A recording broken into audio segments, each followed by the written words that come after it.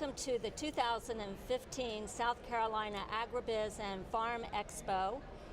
This is the beginning of a wonderful day ahead of us and a wonderful 2 days ahead of us. And fortunately this morning we're able to start the program with Dr. Tom Dobbins, and he is the director of the Clemson University's Cooperative Extension Service.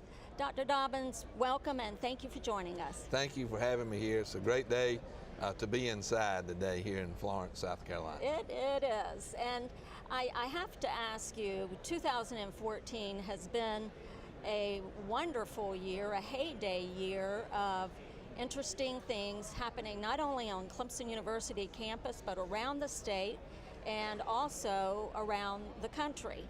The first I want to start with, 2014 was a big 100-year anniversary year. Can you tell us about that? Yeah, we got to kick off the 100th year of the Frank Lever Act in South Carolina. It's the 100th year of extension. What people do not realize, the importance of Frank Lever. He was a South Carolinian. We had a great celebration at Clemson with the 100th year, and the importance that nobody seems to understand is that the Clemson model was a model that they formed the entire Cooperative Extension Service around because of Frank Lever. The little history on Frank Lever, he was contemplating running for the Senate. President Woodrow Wilson knew that if Mr. Lever left the House, that he would not get the Cooperative Extension bill through the House, and he needed it to transform American agriculture and industrialize the American community. So the president went to Representative Lever and asked him to stay on in the House till he got this bill through, and Frank Lever did. By most historians, they'll tell you it cost him his political career as being senator of the state, because he would have easily won that. But we've had an opportunity to have the Lever family on the campus to celebrate all the activities this year based on their grandfather.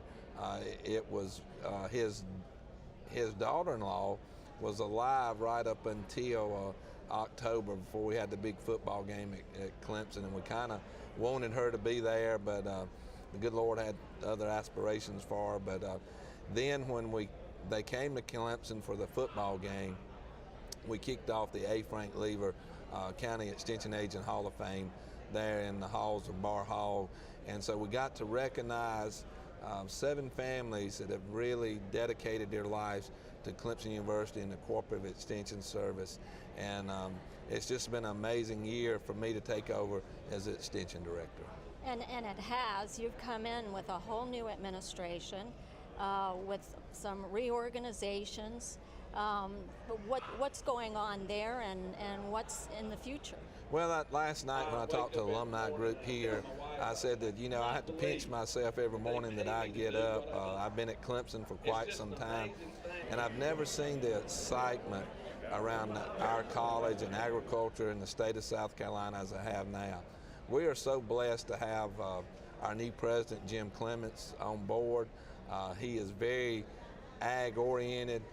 Everywhere that I've been and heard him speak, he speaks about the land grant mission, the importance of agriculture, the importance of the Cooperative Extension Service to the state of South Carolina. And at the Farm Bureau meeting, he was like a rock star. Everybody wanted to get their pictures made with him. He's so personable and really gets it when it comes to the Clemson University is a land grant that we're supposed to serve the people of South Carolina, not only in our college and our academic setting, but also the stakeholders out in the state.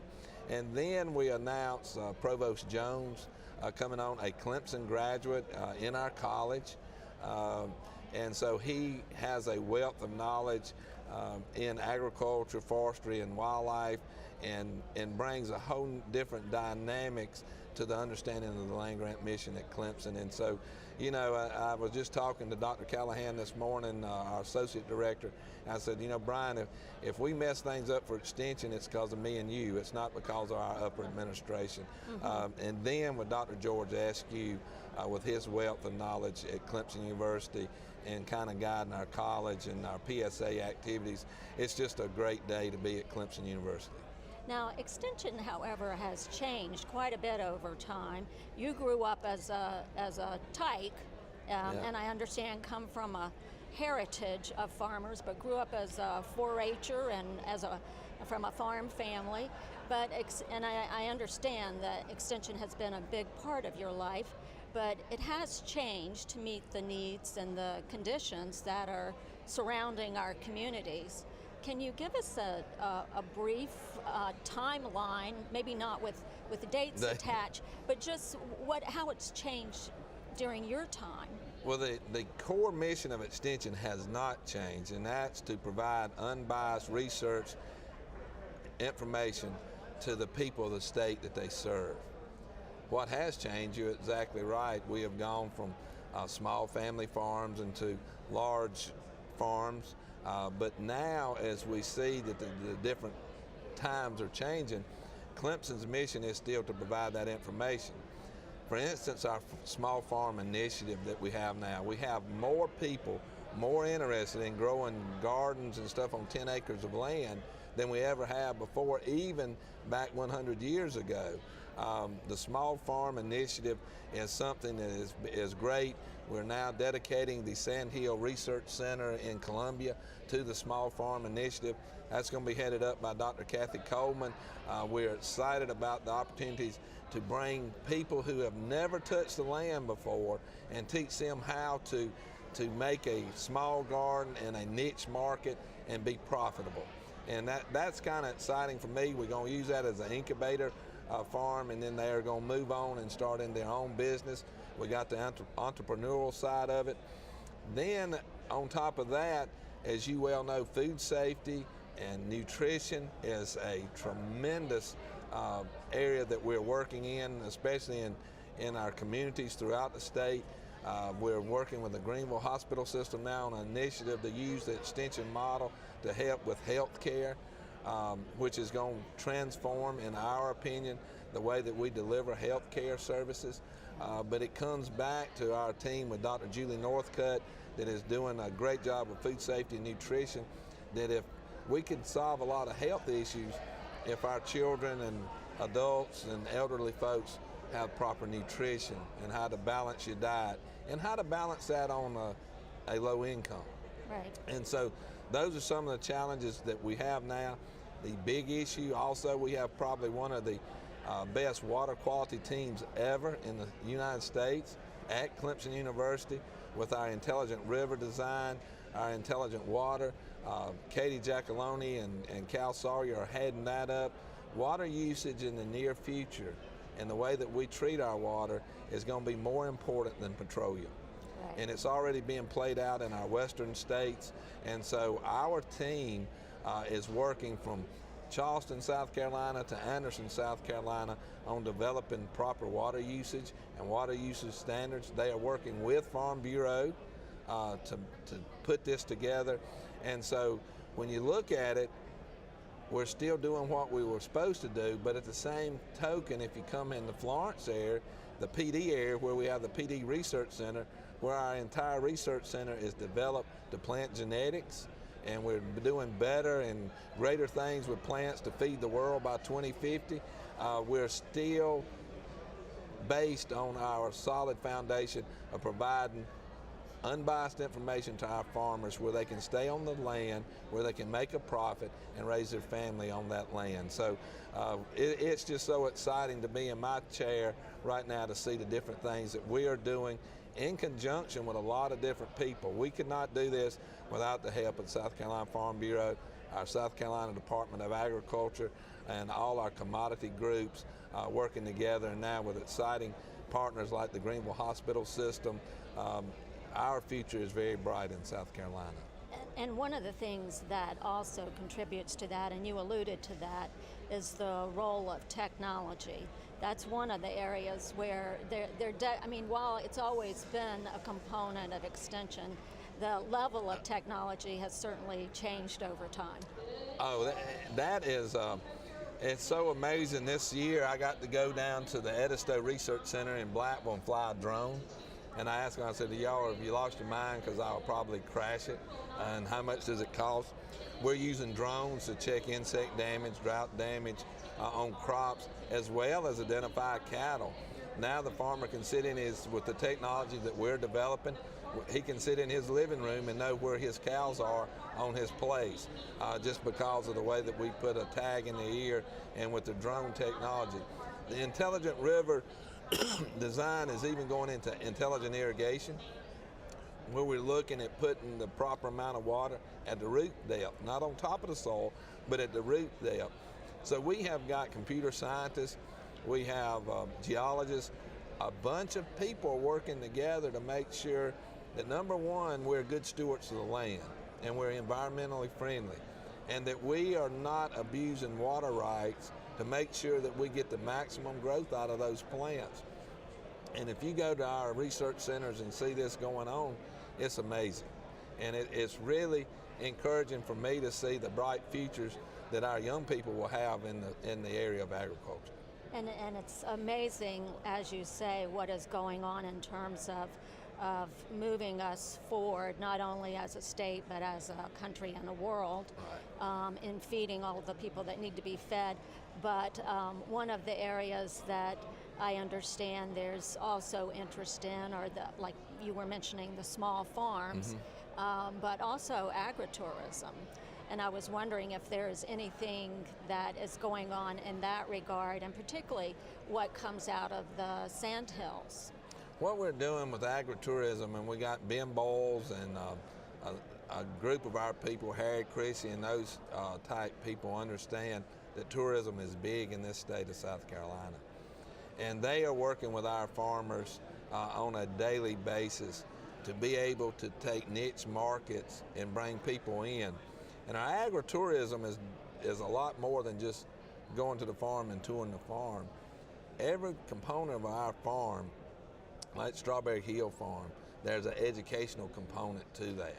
And when those people come in, not only are we touring the farm and they're seeing agriculture at its best, but they're getting educated on facts about agriculture. We're working with several farmers down in the Charleston area where when the big hot spots for tourism, where we're bringing people in and on their way to Charleston, on their way out of Charleston, they are able to go through and learn about agriculture. And so you're right, agritourism is an area that will also be run out of our Sand Hill station out of Columbia, and it's exciting what's going on there as well.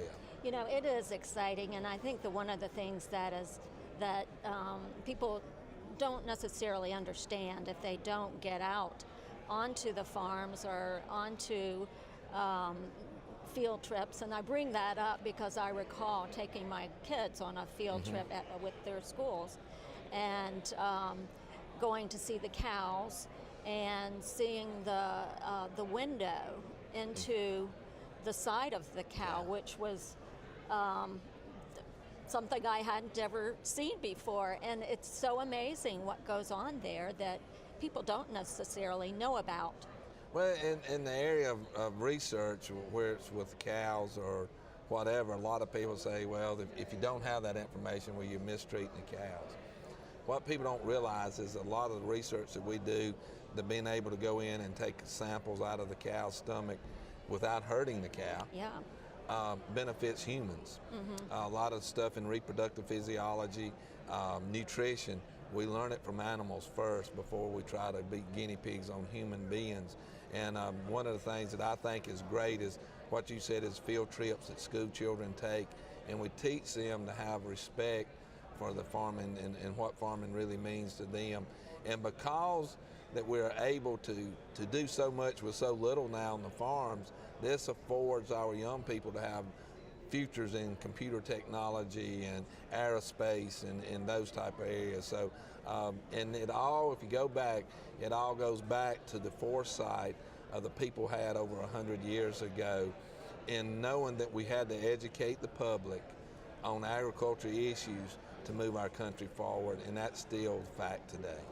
Now, we've just recently come out of a recession, and it hit every industry in the world, really. Right.